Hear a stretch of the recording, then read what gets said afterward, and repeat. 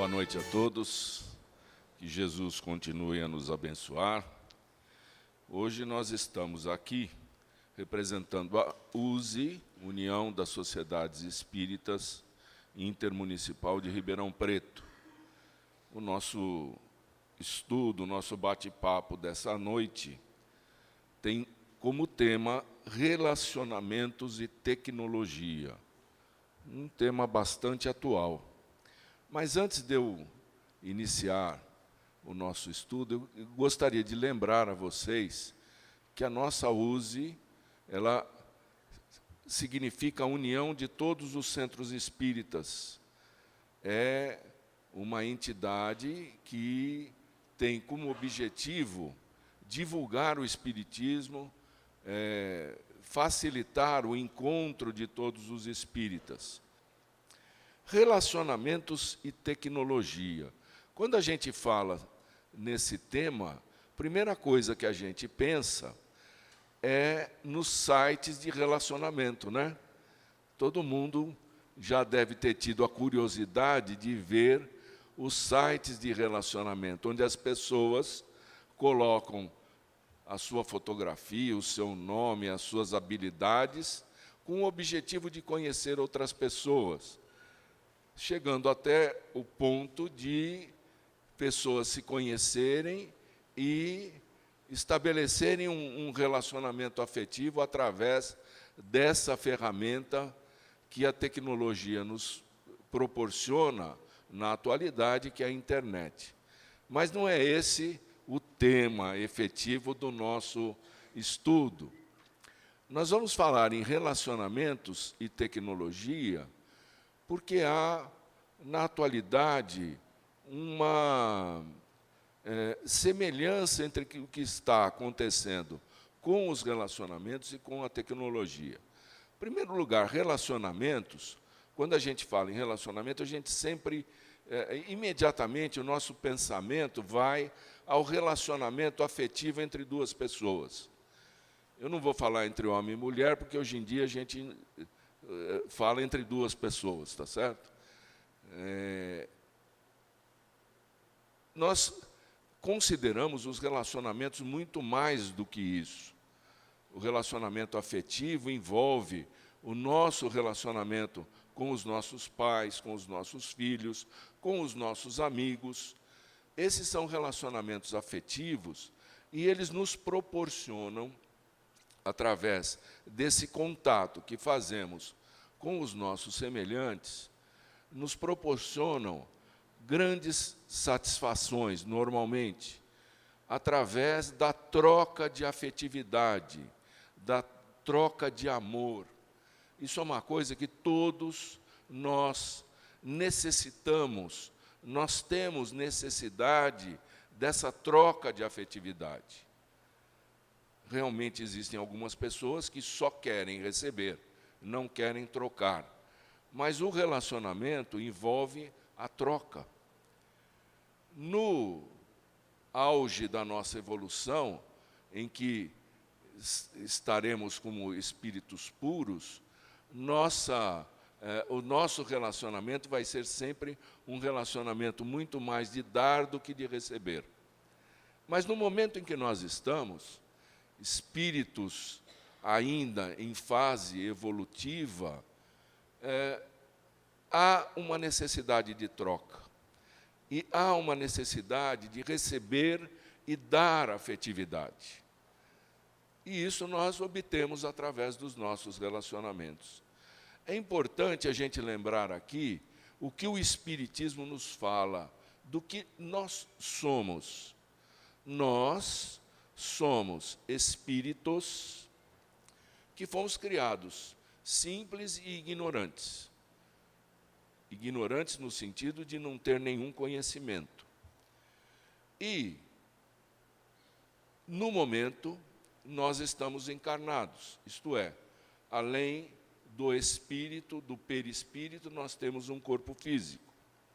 Estamos aqui, no planeta Terra, com que objetivo? O Espiritismo nos diz que, através de diversas encarnações, nós vamos obter a possibilidade de evoluirmos, atingirmos as nossas potencialidades.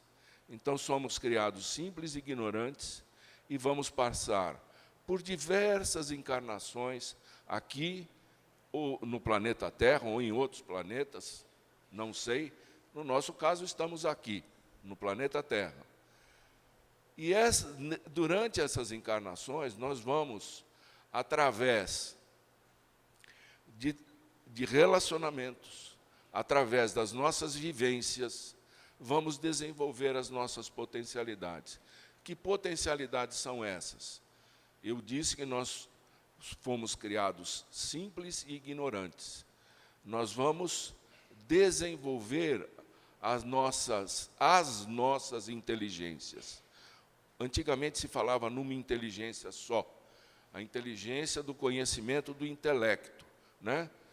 Conhecimento que nós temos, a capacidade que nós temos de articular palavras, pensamentos, transformar em palavras e nos comunicarmos uns com os outros, dependendo de onde a gente reencarna, a gente desenvolve o conhecimento, em primeiro lugar, do idioma, do local, mas a gente tem a capacidade de conhecer e desenvolver outros idiomas através da nossa inteligência.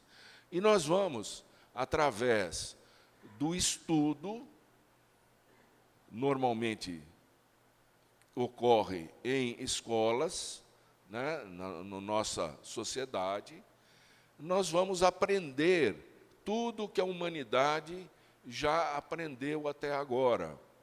Então, através da nossa inteligência, nós vamos adquirir conhecimentos. E o que nós vamos fazer com esses conhecimentos? Nós vamos aplicá-lo assim que a gente estiver preparado, né, após passar alguns anos estudando, nós vamos desenvolver atividades profissionais onde aplicamos aquilo que aprendemos, utilizando a nossa inteligência do intelecto. Agora, eu falei em outras inteligências. Que inteligências são essas? Os estudiosos, principalmente os psicólogos, os pedagogos, os psiquiatras, os neurologistas,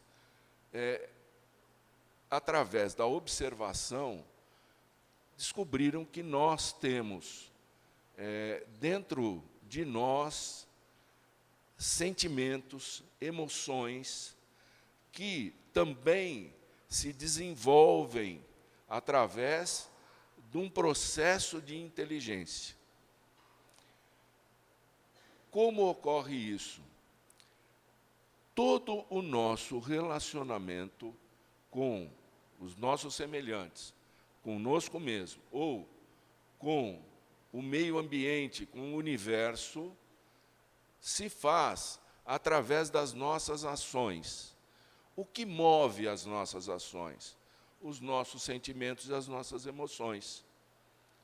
Então, uma pessoa fala comigo, me pergunta alguma coisa ou comenta alguma coisa, ele vai motivar em mim algumas emoções. E essas emoções é que vão propiciar a minha resposta. Se o que a pessoa fala para mim é uma coisa que me ofende, provavelmente eu vou reagir àquilo que falou através da raiva, ou através do medo, ou através da tristeza, ou através da alegria, ou através do amor. São emoções que nós sentimos e que propiciam a nossa ação, a nossa reação. Tudo isso é passível de evolução. No caso, nós dizemos que as nossas emoções, elas precisam ser educadas. Então, quando se fala em emoção, costuma-se dizer, o medo, por exemplo, é uma emoção. Você não deve ter medo, que o medo é uma coisa ruim, negativo. O medo é uma emoção, nós sentimos medo. E ele tem uma finalidade importante. Porque uma pessoa que não tem medo, vai atravessar a rua, por exemplo, Ela não tem medo, ela não vai olhar para lado nenhum, vem o carro e bate nela, tá certo? Atropela.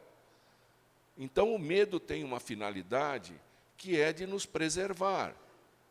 O que não pode acontecer é a gente deixar que a emoção tome conta das nossas ações.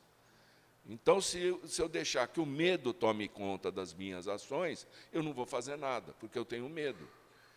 Então, eu vou partir por um processo doentio. Então, é isso que não pode acontecer. Então, nós precisamos aprender a lidar com as emoções, a educar essas emoções. Por exemplo, a raiva. O pessoal fala, nossa, a raiva é uma coisa horrível, provoca grandes reações negativas. Realmente, quando a gente não tem controle, normalmente a raiva acaba se transformando até em ódio, né? Que toma conta dos nossos sentimentos, das nossas ações. Mas a raiva tem uma importância, porque ela é uma força que nós temos dentro de nós, e quando ela está controlada, ela nos propicia a força necessária para superar obstáculos. Então, uma coisa se interpõe entre o que eu quero fazer, do que eu estou pretendendo fazer, meu objetivo, eu uso a força que eu tenho para superar aquilo lá. Mas eu preciso educar. E assim com a tristeza, assim com a alegria, nós precisamos aprender a lidar com isso. Como é que é feita essa educação? Existe um processo de educação dos nossos sentimentos, das nossas emoções. Ele acontece desde que nós nascemos. Nós observamos os nossos pais, ou os nossos irmãos, aqueles com quem nós convivemos, e nós vemos como eles reagem às diversas situações. E nós imitamos. Por isso que a gente fala que é importante a presença do pai e da mãe perante ao filho, à criança, do seu comportamento. Porque não adianta falar, a criança está observando o que o pai e a mãe estão fazendo. E vão repetir, porque é o exemplo que eles têm. E depois, quando a criança vai crescendo, ela vai se relacionando com outras pessoas e vai aprendendo. Então, ela vai para a escola, vai aprender com os amiguinhos da escola. Quando passa a adolescente, que é uma fase um pouco mais difícil, ele vai aprender com os amigos e vai repetir o que os amigos fazem, porque ele precisa se enturmar. Né? Então, eles mais ou menos se vestem mais ou menos do mesmo jeito, fazem as mesmas coisas, o linguajar é muito parecido, eles se imitam para que possam ser bem recebidos naqueles relacionamentos. Então, nós falamos um pouquinho de relacionamento. Vamos falar um pouquinho de tecnologia. O que vem a ser tecnologia? A tecnologia é a união da ciência com a engenharia. A tecnologia, ela utiliza os conhecimentos que nós temos do mundo material, dos fenômenos que regem o nosso mundo material, com a fabricação de ferramentas, de aparelhos para facilitar a nossa vida. A tecnologia é tão antiga quanto o homem. O ser humano, quando ele começou a desenvolver as suas habilidades, ele começou a desenvolver a tecnologia. Desde a época da Idade da Pedra, onde ele utilizava de ferramentas de pedra, né, para poder conquistar o meio ambiente, para poder se proteger, né, as condições básicas nossas.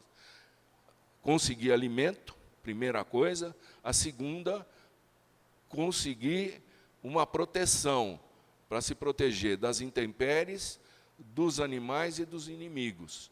Então, para isso, o homem, o ser humano, desenvolveu habilidades para construir ferramentas, para conseguir viver cada vez melhor. E nisso, a nossa humanidade progrediu de uma maneira incrível e continua progredindo. Nós estamos utilizando a nossa inteligência, estamos fazendo exatamente aquilo que nós fomos programados para fazer. Nós estamos evoluindo. Nesse aspecto, estamos evoluindo bastante. Nós estamos conseguindo, através da tecnologia, melhorar as nossas condições de vida, nós melhoramos o nosso meio ambiente, nós melhoramos a condição nossa de alimentação, nós temos muito mais facilidade. Hoje nós produzimos mais alimento do que é necessário para alimentar toda a população mundial. O que está errado, né, que tem muita gente passando fome, é porque é mal distribuído, mas que nós conseguimos produzir, nós conseguimos. Né? Então, a tecnologia permite tudo isso. Só que no século XX, no século passado, e nesse século que nós estamos agora, aquelas pessoas encarregadas da produção descobriram uma coisa interessante, que se você lança um determinado produto, uma determinada ferramenta, um determinado aparelho, um determinado equipamento, depois de um certo tempo, as pessoas se acostumam com ele, compra um e não vai comprar mais. Né? Então, quanto mais tempo durar o aparelho, menos aquela fábrica que produz o aparelho vai vender. Ela vende uma determinada quantidade e depois não vende mais. Então, o que esses indivíduos espertos fazem? Eles produzem os equipamentos já com um tempo de uso mais ou menos pré-determinado. O aparelho continua funcionando, mas ele perde, vamos dizer, as suas novidades. Eles lançam um outro aparelho semelhante àquele com algumas novidades. Para quê? Para vender mais, né? Muitas vezes, os aparelhos, nós sabemos disso pelos nossos aparelhos, telefone celular, que praticamente todo mundo tem. Né? Hoje em dia, até o pessoal da minha idade tem aparelho celular e usa, né? Quando eu não sei, eu vou lá perguntar para a minha neta, tá certo? Ela me explica, ela tem 7 anos, ela entende muito mais do que eu, que tenho 66. Né? Mas a turma da minha idade está aprendendo e está usando. Né? E está entrando no grupo do WhatsApp, né? No Facebook, e a gente está trocando, está revendo. Outro dia, eu recebi uma mensagem no Facebook de um amigo que eu não vi há 40 anos. Foi amigo meu da época de mocidade, de juventude. Né? Ele me descobriu e mandou, e eu fiquei todo contente por ele lembrar, né? A gente fica contente. Então, é uma troca de afetividade. Isso a tecnologia proporciona. Só que a tecnologia ela está num processo que as pessoas não se satisfazem mais com aquilo que têm. Isso acontece não só com o aparelho celular, mas com o automóvel, com a casa, com a geladeira, com o fogão, e por aí vai. Tá certo?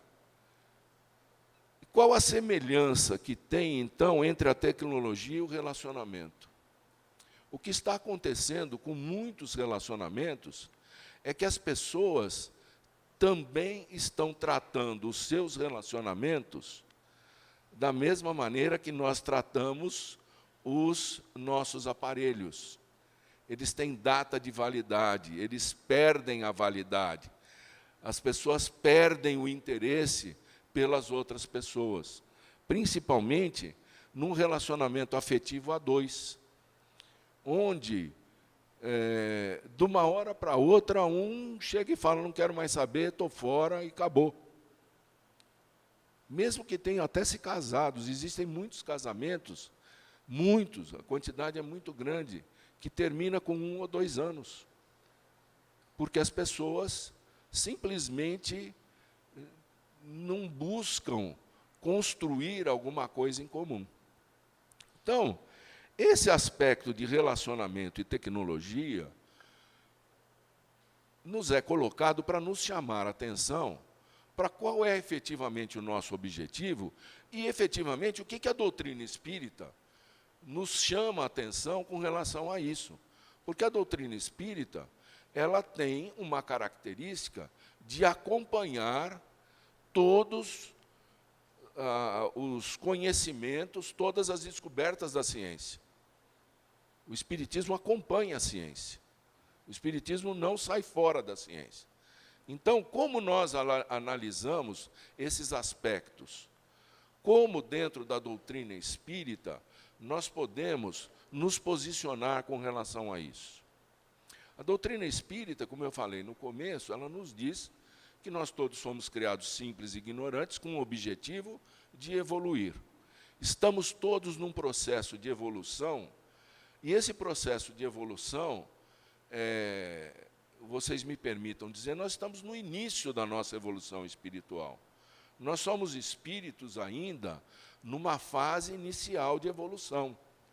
Então, nós estamos propensos a cometer erros, a fazer opções que nos comprometem. O que determina se nós estamos agindo bem ou mal? Se nós estamos agindo de acordo com as leis divinas ou em desacordo? São as leis divinas que estão gravadas na nossa consciência. Todos nós temos gravadas nas nossas consciências as leis morais que regem o nosso comportamento com relação ao próximo, com relação a mim mesmo e com relação ao universo. Falando em termos mais práticos, com relação ao meio ambiente, né? Porque a tecnologia, inclusive, está proporcionando a nós uma interferência muito negativa com relação ao meio ambiente. E nós estamos revendo essa relação, nós estamos revendo os processos tecnológicos de produção de energia que causam graves problemas ao nosso meio ambiente. Nós já estamos fazendo isso. Isso faz parte da nossa evolução. Agora, a doutrina espírita nos explica que somos responsáveis por tudo o que fazemos. Nós, quando adquirimos essa condição de espíritos, nós recebemos, através de uma lei chamada Lei de Liberdade, o que se chama livre-arbítrio. O livre-arbítrio nos permite fazer o que a gente quiser, do jeito que quiser, a hora que quiser, e inclusive se não quiser fazer também, está liberado para não fazer. Só que a lei de liberdade, ela vem junto com outra lei. As duas vêm juntas. É a lei de causa e efeito. A lei de causa e efeito diz o seguinte, que tudo que eu fizer, eu sou responsável por aquilo que eu fiz. E mais, se aquilo que eu não fizer propiciar algum efeito negativo com alguma pessoa, eu respondo por isso. É a lei de causa e efeito. Então, Deus nos colocou nessa condição e Ele nos pune quando nós fazemos alguma coisa errada? Não. A doutrina espírita, em primeiro lugar, nos explica, através dos ensinamentos de Jesus, que Deus é Pai, um Pai de amor, um Pai que age com amor com relação aos seus filhos. E Ele estabelece uma relação onde Ele permite que a gente faça tudo, mas as leis estabelecem os limites. E esses limites são limites educacionais. A lei de causa e efeito, ela funciona no momento em que eu estou apto a entender que eu cometi um erro. Ela vem para me mostrar que eu errei. E ela vem para me permitir corrigir esse erro. Agora, enquanto eu não tomo consciência que eu errei, eu vou sofrer. É o que nós chamamos de expiação, né? Tá.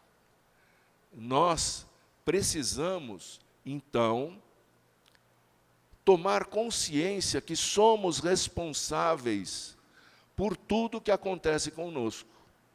Hoje eu sou o que eu fiz ontem. Ontem que eu digo, na minha encarnação atual e nas encarnações anteriores. Se eu estou passando por sofrimento, fui eu que provoquei isso antes. E amanhã? Amanhã eu vou ser o que eu estou fazendo hoje. Eu sou responsável por tudo o que eu faço. Eu vou colher o que eu plantei. Jesus ensinou através de exemplos bem simples, né? Eu vou colher o que eu plantar. Então, se eu quiser comer pão, eu tenho que plantar trigo. Se eu plantar capim, eu vou comer capim. Não vou comer pão, tá certo? Eu vou colher o que eu plantar. Então, o que nós estamos fazendo hoje, como nós estamos vivendo, é responsabilidade nossa. E é interessante que nós dizemos dentro da doutrina espírita que somos espíritos que temos um corpo. E quando nós desencarnamos, e todos vamos desencarnar, ninguém vai escapar dessa, sinto muito, tá certo? Mas ninguém vai escapar. Quando nós desencarnarmos, nós voltamos para o mundo espiritual com o nosso perispírito, o corpo fica aqui. Só o corpo fica aqui? Não, fica tudo o que nós temos. O que a gente leva? A gente leva o que nós somos. Então, a doutrina espírita nos dá a condição de eu me preparar para tudo aquilo que vai acontecer. Só que nós, a grande maioria de nós, agimos como se fôssemos um corpo que tem um espírito. E tudo o que nós fazemos é em função de ter coisas. Se nós queremos a busca nossa, da nossa vida, é a busca pela felicidade. E a nossa busca pela felicidade, nós estamos sempre procurando ter coisas, e não ser. A doutrina espírita, então, nos prepara para esse mundo moderno que muitos veem com um pessimismo tremendo, e eu vejo com um grande otimismo, e na minha visão de doutrina espírita também vejo com otimismo. Eu acho que o mundo está melhorando, as pessoas estão melhorando. O que nós temos é uma grande quantidade, em função da tecnologia, de notícias ruins dadas muito rápido. E as notícias boas demoram para vir. Mas, se nós conseguirmos isolar a nossa mente dessas notícias negativas, se nós conseguirmos colocar objetivos de alcançar a felicidade através do autoaprimoramento, da educação dos sentimentos, como ensinou Jesus, fazendo aos outros aquilo que eu gostaria que fizesse para mim, ou não fazendo aos outros aquilo que eu não gostaria que fizesse. É dessa maneira que eu me relaciono com os outros. Agindo com relação ao meio ambiente, procurando fazer com que as coisas estejam cada vez melhor, e não fazendo com que o meio ambiente piore. Agindo em relação a mim mesmo, cuidando do meu corpo físico e cuidando, acima de tudo, do meu eu espiritual, proporcionando a mim a evolução espiritual que nós estamos aqui para conseguir. É isso que a doutrina espírita propõe a cada um de nós. E propõe com o ensinamento que Deus é misericordioso. Deus não pune ninguém, Deus não cria mal nenhum para ninguém. Muito pelo contrário, Deus nos propicia somente coisas boas. Nós temos ao nosso lado espíritos, amigos, protetores, que estão constantemente nos falando ao nosso ouvido espiritual, nos inspirando, nos dando mensagens, nos dando conselhos. Cabe a nós, pelo nosso livre-arbítrio, ouvi-los, mas eles estão aí. Agora, a grande maioria das pessoas ficam preocupadas com os espíritos doentes, que muitas vezes se achegam a nós, porque nós permitimos e nós chamamos. Que o nosso pensamento é que atrai. Então, vamos trabalhar o nosso pensamento, vamos trabalhar as nossas emoções para construir uma condição melhor para cada um de nós. É isso que a doutrina espírita propõe para cada um de nós. E esse é o convite que eu faço para vocês nessa noite. Agradeço a atenção de todos e peço que o Mestre Jesus nos proporcione, né, o entendimento dos seus ensinamentos para que possamos aplicá-lo. Muito boa noite a todos.